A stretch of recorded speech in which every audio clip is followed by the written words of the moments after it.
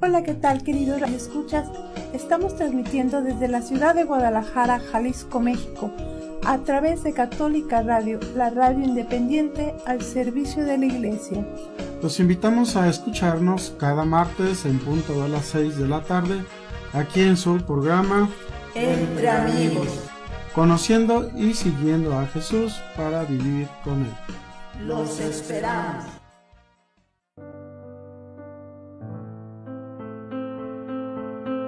Hola, ¿qué tal? Muy buenas tardes. Me da un gusto tenerlos nuevamente aquí con nosotros. Bueno, hoy el día de hoy nos encontramos reunidos para hablar de un tema muy importante, ¿sí? El canon bíblico. Pero antes de pasar al tema, me permito darles la bienvenida a todos los maestros que me acompañan el día de hoy. La señora María Eugenia Figueroa Cervantes. Muchas gracias por invitarme, Mariel, muy amable. María Luisa Aquino Rubalcaba. Muchísimas gracias, Mariel, gracias por invitarme. Silvano Delía Macías. Muchas gracias, un gusto, un placer estar aquí. Gracias por invitarme, Mariel. Ok, y el señor José de Jesús Curiel Dueña. Muchas gracias por la invitación y con mucho gusto de participar con ustedes en esta mesa de diálogo. Ok, mi nombre es María Elena Morales y bueno, vamos a sin más preámbulo, a entrar en el tema. ¿Qué significa la palabra Biblia? ¿Por qué no nos vamos un poquito a los orígenes? ¿Qué le parece? A ver, señor Silvano, ¿me ayuda? Claro que sí, con todo gusto, compañeros. Muy bien, la palabra Biblia es una palabra de origen griego y significa literalmente los libros. Del griego, ese término pasó al latín y a través de él a todas las lenguas occidentales. No ya como un nombre plural, sino singular femenino, la Biblia, es decir, el libro santo. Con este término se designa ahora a la colección de escritos reconocidos por la Iglesia Católica como santos. La Biblia no es solo un libro, como algunos creen, sino una biblioteca completa. Toda la Biblia compuesta por 73 libros, algunos de los cuales son bastante extensos, otros más, muy breves. El caso de los más extensos, como el del profeta Isaías, de los más breves, el profeta Abdías. Señor Amaro, para entrar un poquito más en el tema, ¿qué significa la palabra canon? Sí, mira, la palabra canon viene de la lengua griega y corresponde a una expresión que significa una caña recta que sirve para sostener derecha una cosa. Para nosotros los católicos es como una regla de fe para determinar si una cosa es verdadera o falsa. Es el criterio de la verdad de una afirmación, es la medida y la norma o regla de algo a seguir. Hay 4 cánones o listas de libros de la Biblia. El canon de los judíos, ellos tienen 39 libros del Antiguo Testamento, no aceptan ningún libro del Nuevo Testamento. El canon de los protestantes, ellos aceptan 39 libros del Antiguo Testamento y 27 libros del Nuevo Testamento, que es un total de 66 libros. El tercer canon es el de los católicos, que es el nuestro, en donde aceptamos 46 libros del Antiguo Testamento y 27 libros del Nuevo Testamento, en total 73 libros. Son 7 libros más del Antiguo Testamento porque son los 7 libros deuterocanónicos. Y el canon de los ortodoxos, ellos aceptan, al igual que todos nosotros los católicos, todos los 73 libros de la Biblia. Son 200 millones de cristianos del Oriente Medio. Ok, sí, es muy importante todo esto, pero para el desarrollo del canon bíblico, que es en sí nuestro tema que vamos a tratar, para hablarnos de todo esto, quiero mencionar que este canon bíblico, como nos comenta la señora Manuel en cuanto a su origen, no se lleva a cabo de un día para otro, sino que es un proceso que dura siglos, diría yo. Para hablar un poquito más acerca de esto y entrar en la misma historia, la señora Luisa, ¿me podría comentar más acerca del respecto? Bueno, la escritura de los libros del Evangelio, lo que conforma el Nuevo Testamento, lo podemos situar entre el año 51 y 125 después de Cristo. Pero las decisiones sobre el canon bíblico, como nos decía Maru, Pues esas inician muchísimo antes de los escritos. Inicia precisamente con la actividad pública de Jesús, el impacto que causa su persona, su predicación, sus acciones dentro de sus apóstoles y de sus discípulos, va formando pequeñas tradiciones que se transmitían en las diferentes comunidades. Más que Jesús viene de una comunidad donde la memoria y la tradición era lo básico, era lo que se acostumbraba. Con el paso del tiempo y a la muerte de Jesús, su muerte, su resurrección, y que los apóstoles y discípulos se fueron dispersando por todo el mundo grecorromano, fueron viendo la importancia de escribir. Y se escribían los pequeños fragmentos que se iban compartiendo entre las comunidades, aun que se conservaba la tradición oral. Marcos se considera el primer evangelio, escrito entre el año 65 y 75 después de Cristo. Después viene Mateo, que es a finales del siglo I después de Cristo, y es el más mencionado o el más citado por los padres de la iglesia. Después tenemos Lucas entre el año 80 y 85 después de Cristo. Juan es a finales del siglo I después de Cristo. Y Hechos de los Apóstoles entre el 80 y 90 después de Cristo.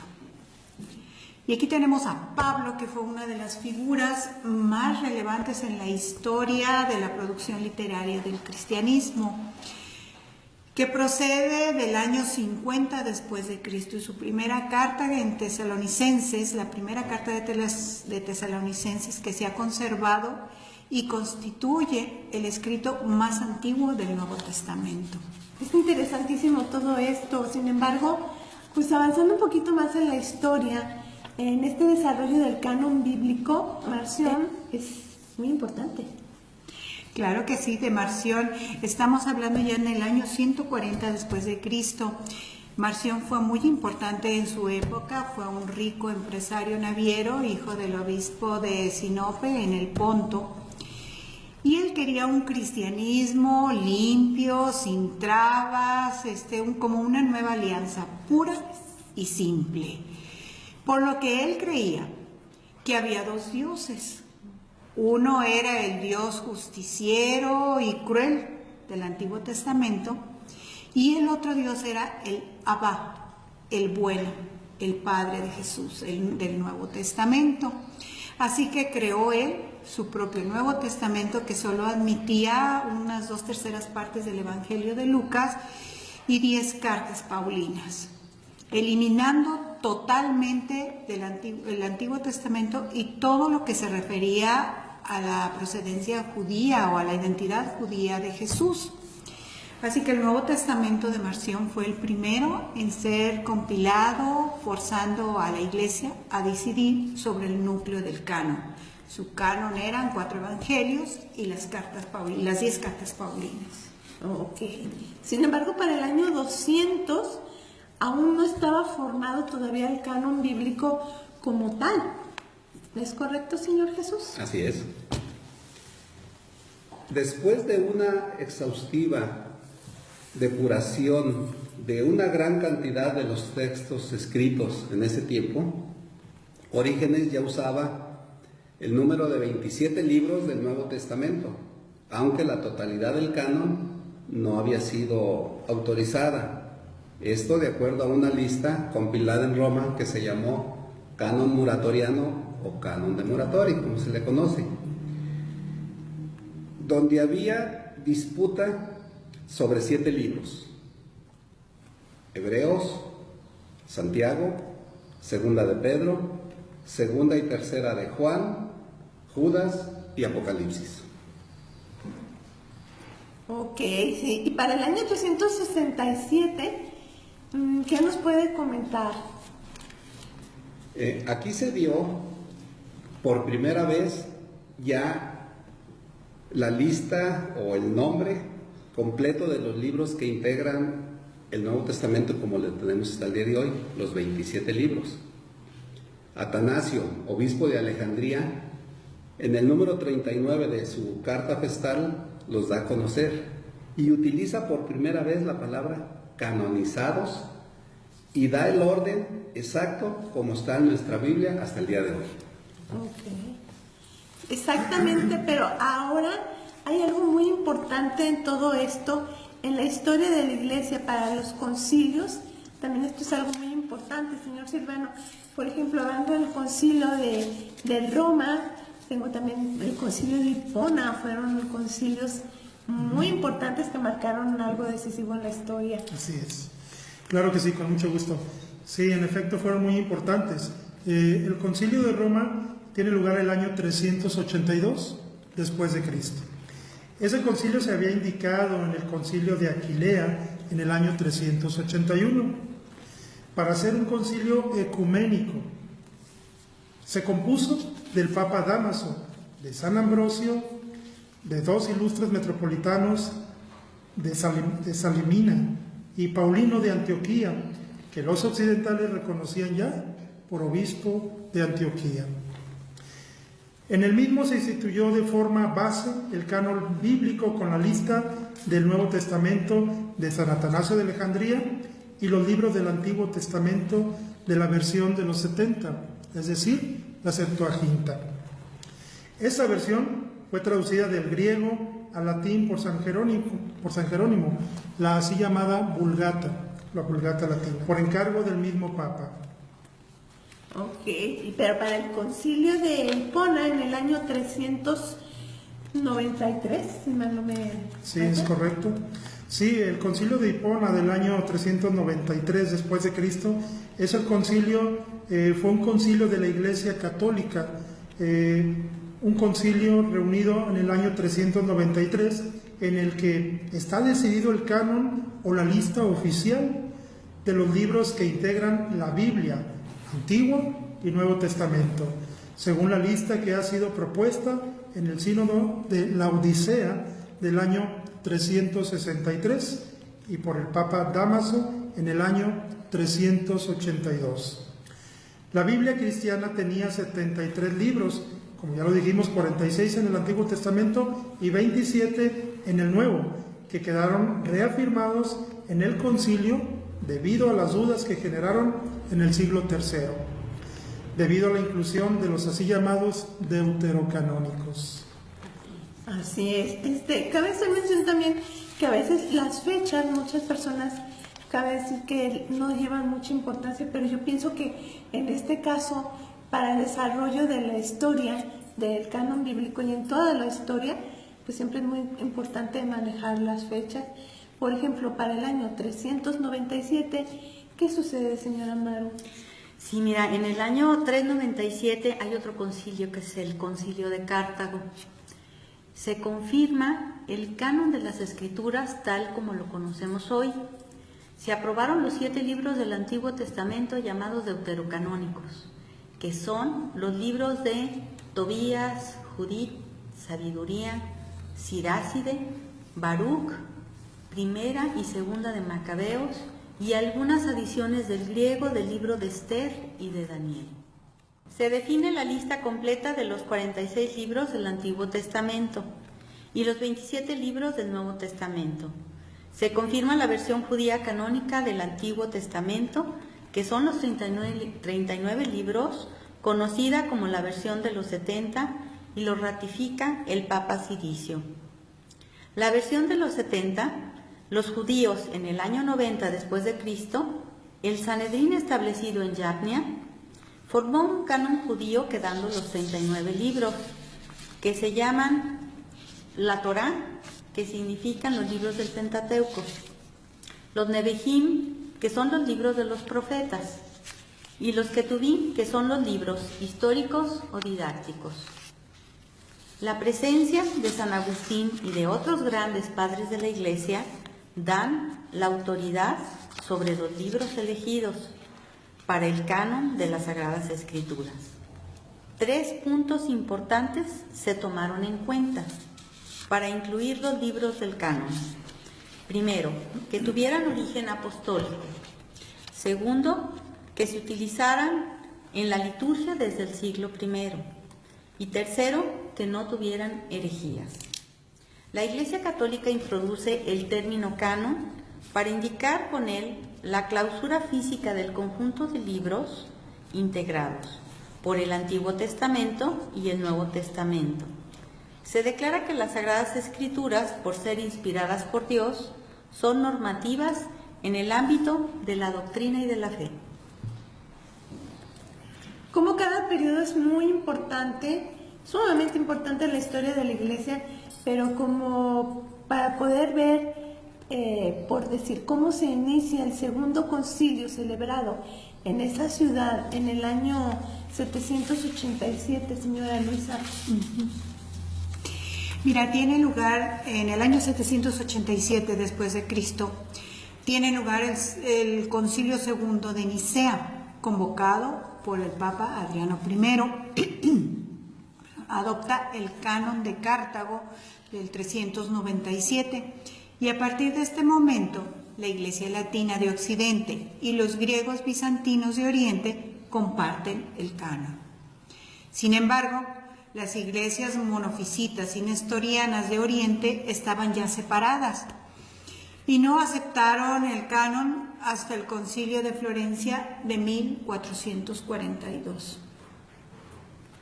Sí, es muy importante todo esto, al igual que el Concilio de Florencia, viene a marcar también una pauta muy importante en toda esta historia, ¿no es así, Señor Jesús? Sí, aquí se da un hecho importantísimo y muy relevante.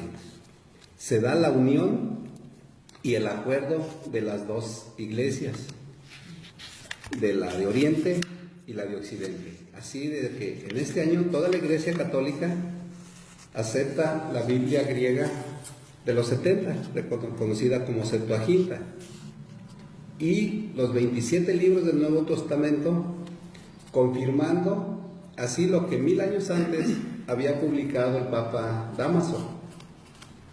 Así que a partir de este año de 1442, todas las ramas de la Iglesia, incluso las ortodoxas, quedaron unidas en un mismo canon. Nada más que posteriormente, 100 años después, vendría la reforma de Lutero, que traería algunos cambios. Así es, y continuando la historia, podemos decir que el desarrollo del canon bíblico es para 1536, vienen cambios muy importantes. Así es. Sí, así es, son cambios muy relevantes, muy importantes.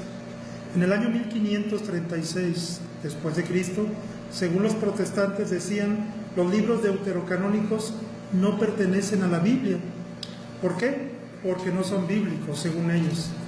Martín Lutero lo removió de su versión. Los evangelios dicen que los libros deuterocanónicos no son bíblicos. Sin embargo, los 7 libros deuterocanónicos estaban ya en la Biblia desde el comienzo, como lo revela la historia, por lo que se debe decir que son bíblicos por excelencia. Así es, sin embargo, en el Concilio de Trento, sin lugar a duda, es importantísimo la historia del canon y de la misma Iglesia. ¿No es así, señora Maru? Sí, fíjate que este concilio fue muy interesante. Este concilio ha sido el concilio más largo de la historia de la Iglesia Católica. Duró 18 años. Inició en 1545 y terminó en 1563. Y se llevó a cabo bajo circunstancias muy difíciles, convocado con la intención de responder a la reforma protestante que decía aquí el Señor Jesús de Lutero, provocada por él. La Iglesia propuso una recolección, una reorganización para definir cómo tenían que ver todo eso. Este concilio se dividió en 3 periodos. El concilio es convocado por el Papa Paulo III. Se llevó a cabo en Trento, en 3 periodos y 25 sesiones con múltiples interrupciones por varias causas. Los obispos alemanes no asistían porque estaban inconformes y en contra, y no estaban de acuerdo. Se suspende por la inseguridad de los miembros del concilio y la situación es tensa. El Papa Paulo III muere en 1549.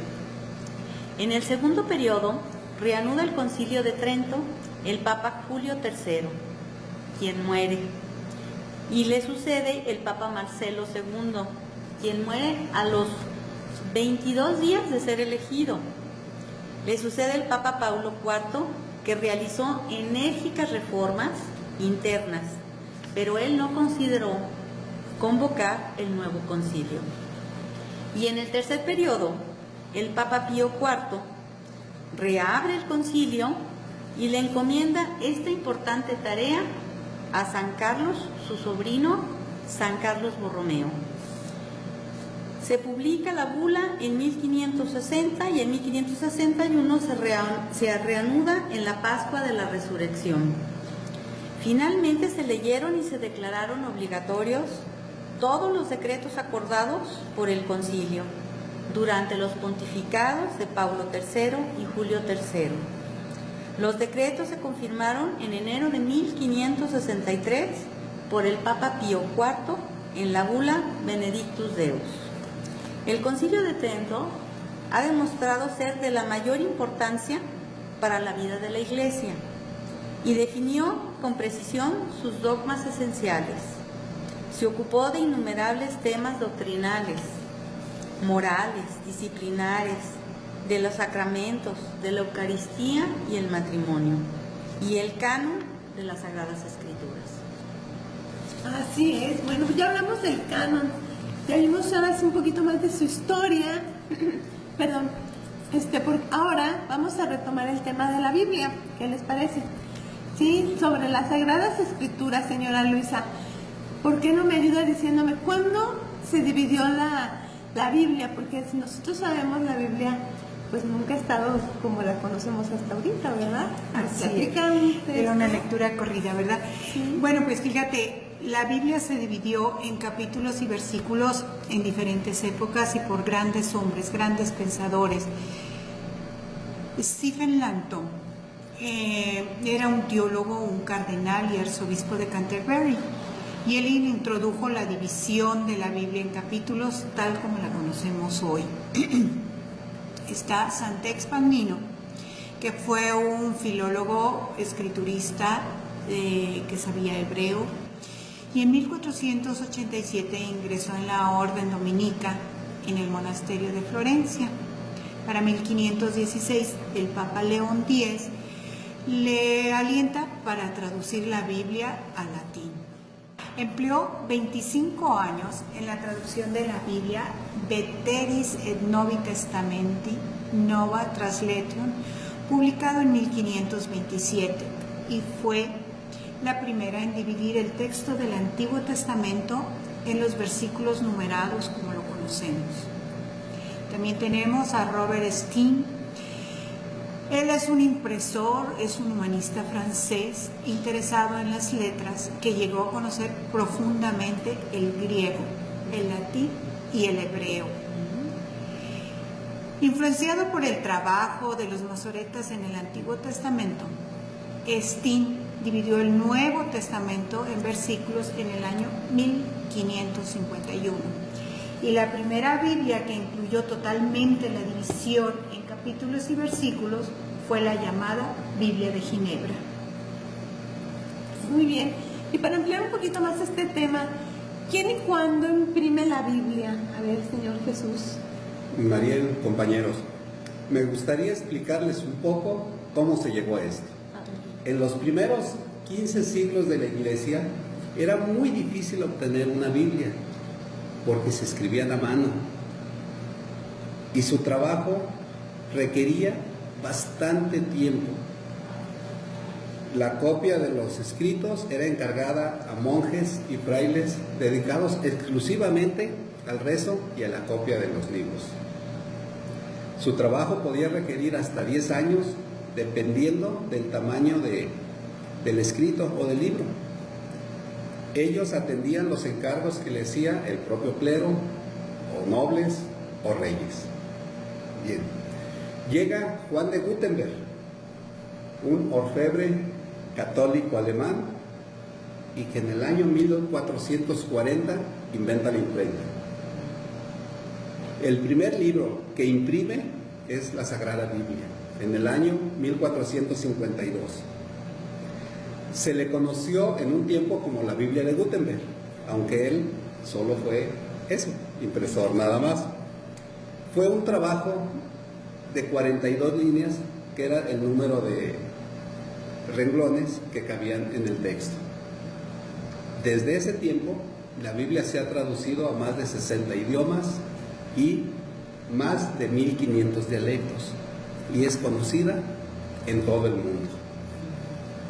Ok, no, pues sí, es bastante la información, ¿verdad? ¿Tiene idea de cuántas impresiones se han realizado desde la primer Biblia hasta la fecha actual? Sí, cómo no. Los resultados son sorprendentes, son maravillosos. Durante los últimos años, la Biblia ha ocupado el primer lugar en ser el libro número 1 vendido año por año, todos los años. En el último año se imprimieron 50 millones de ejemplares. En los últimos 50, 3.900 millones de ejemplares. Y en toda la historia, 5.000 millones de ejemplares impresos. No, pues, ¿Tienen ustedes idea del por qué se dio esto? Y si algún otro libro pudiera alcanzar esto.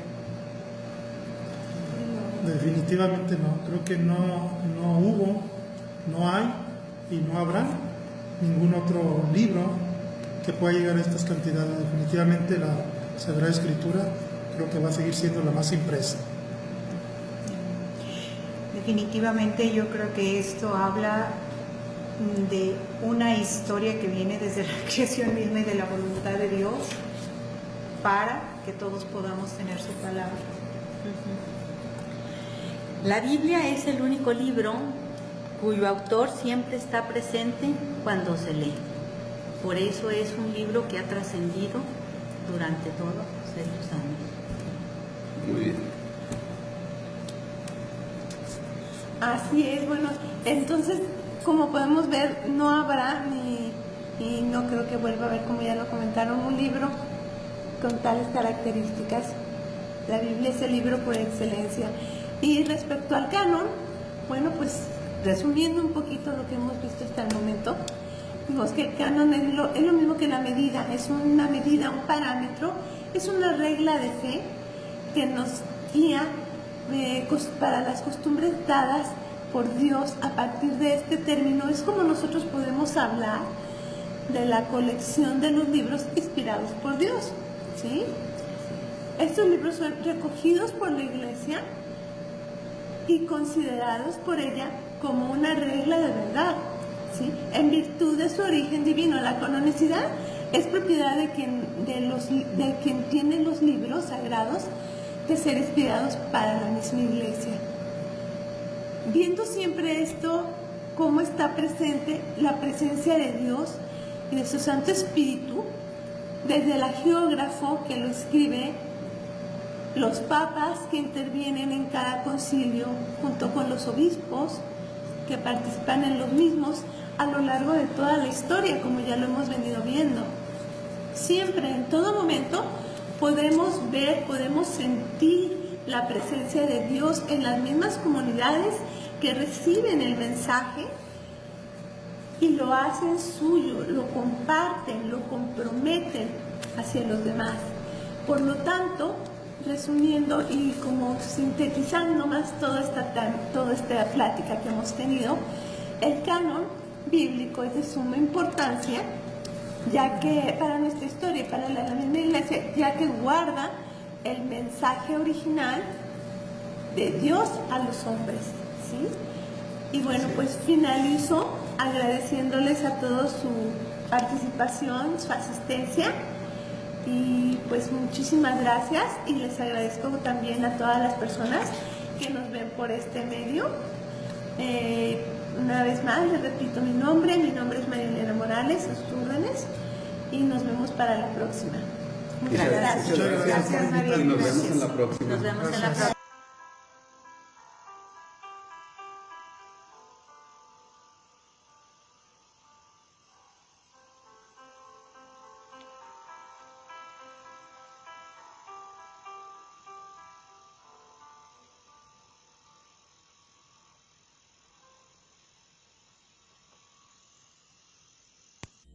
Hola, ¿qué tal, queridos radioescuchas?